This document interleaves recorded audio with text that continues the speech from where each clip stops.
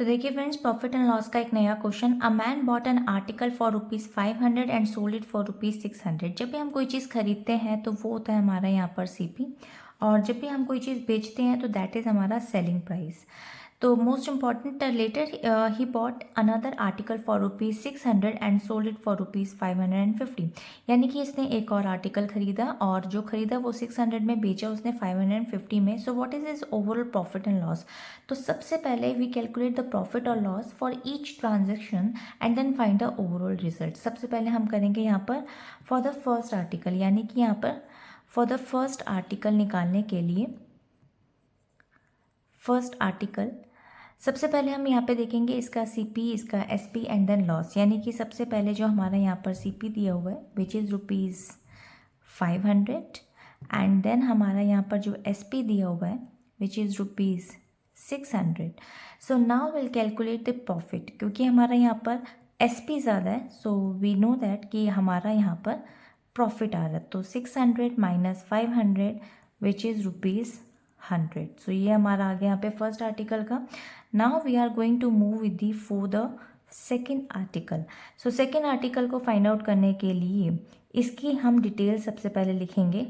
So we are just going to move with the another page and then will find the first cost price. So cost price is basically ₹600 and the selling price जो हमारे को दे रखा था ऊपर which is 550.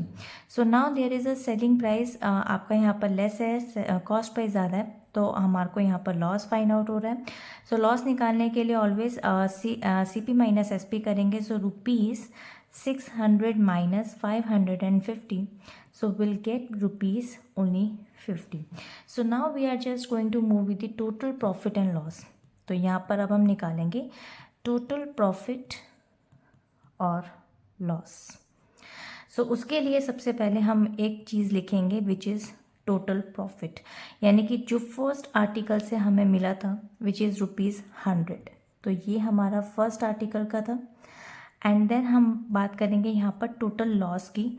So total loss जो था वो हमारा था ₹50, जैसे कि आपने देखा यहाँ पर वो हमारा सेकेंड आर्टिकल का। So now we can say overall profit.